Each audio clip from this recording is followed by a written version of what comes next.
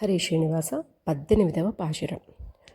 ಒಂದು ಮದಗಳಿಟ್ರ ನೋಡಾದ ತೋಳ್ವಲಿಯನ್ நந்தகோபாலன் மருமகளே நப்பின்னாய் கந்தம் கமழும் குழலி கடைத்திரவாய் வந்து எங்கும் கோழி இழைத்தன காண் மாதவி பந்தல் மேல் பல்கால் குயிலனங்கில் கூவின காண் பந்தார் விரலி உண்மை துணன் பேர்பாடா செந்தாமரை கையால் ஷீரார் வளையொழிப்பா வந்து திரவாய் மகிழிந்தேலோ ரெம்பாவாய் ఆండాళ్ తిరువడిగళే శరణం. ఈరోజు ఆండాళ్ తల్లి మనకి అమ్మ లక్ష్మీదేవి ఆ అమ్మ ద్వారా స్వామిని సేవించే విధానాన్ని నేర్పుతోంది. అమ్మ మనకు భగవంతుడికి మధ్య ఒక పురుషాకారం అంటారు. భగవంతుడు మనల్ని రక్షించాలి. రక్షణ అంటే కావాల్సింది ఇవ్వడం, అవసరం లేనిది తొలగించడం. మరి ఇవన్నీ చేయడానికి భగవంతునిలో దయ, వాత్సల్యం అనే గుణాలు పైకి రావాలి.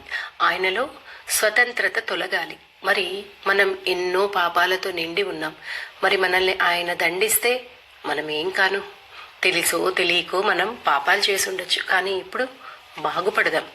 ఆయనకు మనల్ని శరణాగతి చేద్దాం అని అనిపించినప్పుడు ఆయనకు మనలోని దోషాలు కనపడకూడదు, లేదా దోషాలు త్వరగా తొలగిపోవాలి. అలా తొలగింపజేసేదే అమ్మ లక్ష్మీదేవి. ఆయనలోంచి దయా, వాత్సల్యాది గుణాలని పైకి తెచ్చేదే అమ్మ. నాన్న హితమును కోరి దండిస్తాడు, అమ్మ ప్రియమును చూసి బాగుపరుస్తుంది. ఈ జీవుడికి ఆ భగవంతునికి మధ్యవర్తిగా ఉండి వ్యవహరిస్తుంది. అందుకే ఆమెను శ్రీ అంటారు. అంతే కదండి, మన ఇళ్లల్లో జరిగేది కూడా అంతే కదా.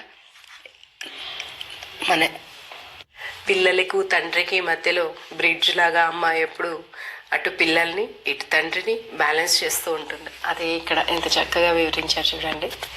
లోకంలో పురుషుడిలో నామరూపాలు లేని జీవ మార్గానికి నామరూపాలు ఇచ్చేది స్త్రీ. అందుకే ఆవిడ వల్ల ఆ వ్యక్తి సంతానవంతుడవుతాడు. అప్పుడు వాడు ఒక పూర్ణుడు అయ్యాడని మనం చెప్పొచ్చు. అది జగత్కారణమైన భగవంతునిలో ఉండే జీవరాశినంతా పైకి వెలువరించి పైకి ఈ వేళ మనం చూసేట్టుగా తీర్చిదిద్దేది ఆ లక్ష్మీదేవి. ఏం చేస్తుంది ఈవిడ అంటే, ఒకనాడు మనం నామరూపాలు లేకుండా కర్మభారాలు మోసుకుంటూ తిరిగేవాళ్ళం. ఈ కర్మ అనేది మనల్ని అంటిపెట్టుకునే ఉంటుంది. ప్రళయకాలంలో కూడా అది తొలగాలంటే మనకు శరీరం కావాలి. మరి శరీరం కావాలంటే ఆయన అనుగ్రహించాలి. మరి ఆయన అనుగ్రహం ఎలా రావాలి అంటే ఆవిడ సహవాసం చేతనే అది ఏర్పడుతుంది. అప్పుడు మనకు ఒక శరీరం లభించి మనం తిరిగి జన్మ రాకుండా చేయడానికి సాధన చేయొచ్చు. ఆయనను సంతానవంతునిగా చేసి ఒక పురుషుడిగా చేసింది కాబట్టి ఆమెని ఒక పురుషకారం అంటారు. అందుకే మన ఆలయాల్లో ఆమెకొక సన్నిధి ఉంటుంది. మొదట మనం మన బాధలు ఆవిడతో చెప్పుకోవాలి. అప్పుడు స్వామి వద్దకు వెళ్ళాలి. అక్కడ ఆమె ఆయన వక్షస్థలంపై ఉండి ఆయన అనుగ్రహం మనపై పడేందుకు ఎదురు చూస్తూ ఉంటుంది. అందుకే ఈరోజు మన ఆండాళ్ళు కేవలం అమ్మనే మేలుకొలుపుతోంది. ఆ అమ్మ ఎప్పుడు ఆయన్ని విడిచిపెట్టి ఉండదు. ఆయనలోని దయను పైకి ప్రసరించేట్టు చేస్తుంది. మనకి ఎప్పుడైనా సరే బాగుపడాలనిపిస్తే చాలు, మన అంగీకారం వ్యర్థం కాకుండా ఉండటానికి అమ్మ మన కోసం ఉంటుంది. దయ అంటే ఎదుటి వారు దుఃఖిస్తే వారు బాగుపడేంత వరకు తను దుఃఖంగా భావించడం. వాత్సల్యం అంటే వత్సం అంటే దూడ.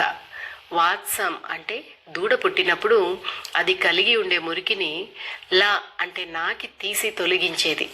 మనకు తెలియకుండానే తెచ్చుకున్న దోషాలు కొన్ని మనపై ఉన్నాయి కదా, ఇవన్నీ తొలగాలంటే ఆయనలోని ఆ గుణాలు పైకి రావాలి. అంటే అమ్మ ఎప్పుడు ఆయన పక్కన ఉంటుంది. నమ్మాళ్వారు చెప్పినట్టు అగలగిల్లేన్ ఇరయుం, అరక్షణం కూడా అమ్మ స్వామిని విడిచిపెట్టి ఉండదట. ఆ అమ్మ పక్కన ఉండగా మనం అనుగ్రహింపబడితే మనం చాలా అదృష్టవంతులం. కాకి లాంటి దుష్టుడు అమ్మ సీతాదేవి పాదాల మీద పడ్డాడు కాబట్టే బతికి బయటపడ్డాడు. అమ్మ ద్వారా వెళ్ళడమే మనకు శ్రేయస్సు అని ఆండాళ్ తల్లి ఇక్కడ చెప్తోంది. అయితే ఆ అమ్మ ఒక్కో అవతారంలో ఒక్కొక్కలా ఉంటుంది. ఆయన పరమపదంలో ఉంటే ఆమె లక్ష్మీదేవిగా ఉంటుంది. ఆయన వరాహస్వామిగా వస్తే ఆమె భూదేవిగా అవతరించింది. ఆయన రాముడైతే ఆమె సీత అయింది. మరి ఆయన కృష్ణుడిగా అవతరించినప్పుడు ఆమె నీలాదేవిగా వచ్చింది. భాగవతంలో మనకి నీలాదేవి అనే పేరుతో ఎవ్వరు కనిపించరు. రాధగానో రుక్మిణిగానో సత్యభామగానో మాత్రమే మనకు తెలుసు. కానీ వీరంతా లక్ష్మీదేవి లాంటి కర్తృత్వాన్ని చేయగలిగిన వారు కాదు. మరి ఆయనకుండే 16,000 మందిలో ఎవరు నీలాదేవి అని గుర్తించేది? అయితే ఆయనకున్న 8 మంది పట్టపురాణులలో ఒక ఆవిడ పేరు నాగ్నజితి. శ్రీకృష్ణుడు నీలాదేవిని ఎలా వివాహం చేసుకున్నాడని మన సంప్రదాయం తెలియజేస్తుందో అలాగే ఈ నాగ్నజితిని వివాహం ఆడినట్లు తెలుస్తుంది.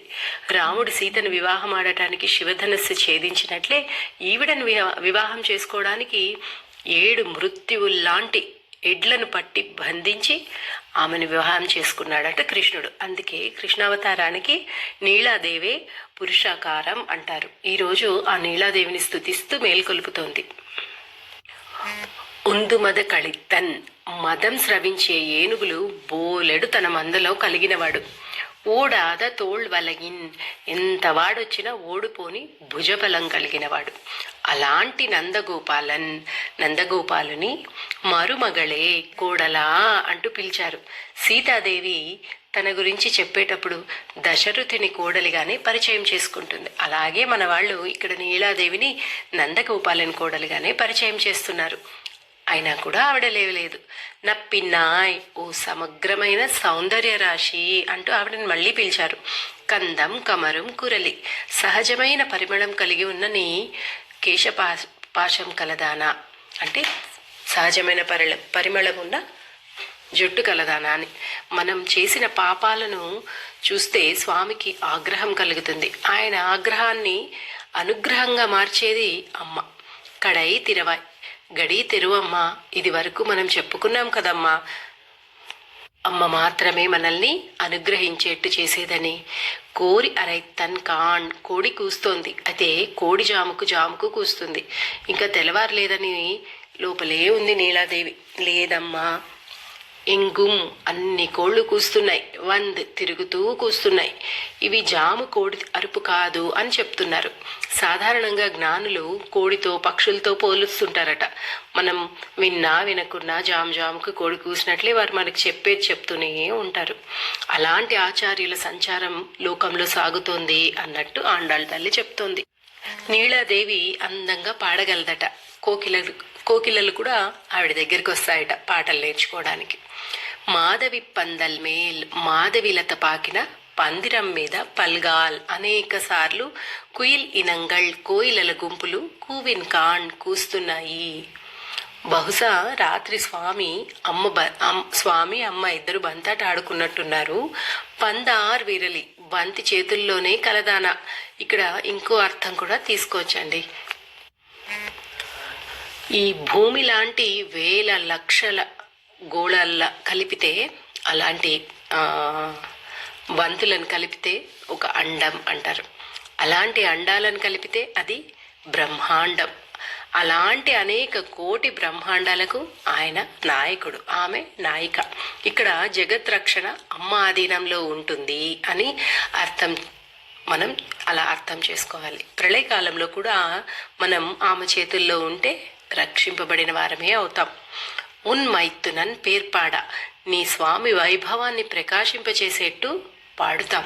షెందామరై కయాల్, నీ యొక్క దివ్యమైన తామరల వలె ఉన్న సుందరమైన హస్తాలతో షీరార్వళై ఒలిప్ప, నీ ఆ అందమైన గాజుల సవ్వడి మాకు సోకుతుండగా మగిరింద్, అమ్మా నీ పిల్లలం మేమంతా అనే ప్రేమతో ఆనందంతో తిరవాయ్, నీవు లేచి మా దాకా వచ్చి తలుపులు తెరవాలి అంటూ నీలాదేవిని అమ్మ లేపుతోంది ఈ పాశురంలో. హరే శ్రీనివాస. క్రిందటి పాశురంలో బలరాముడు కృష్ణుడు నీలాదేవి మందిరంలో ఉన్నాడని చెప్పాడు. మరి ఈ పాశురంలో ఏం చెప్తున్నారో తెలుసుకుందాం. ఇక్కడ మనిషికి ఎన్ని శాస్త్రాలు తెలిసినా బోధించినా శృంగారం అనేది ఎప్పుడూ మనిషి పైన ఆధిక్యత చూపుతుంది.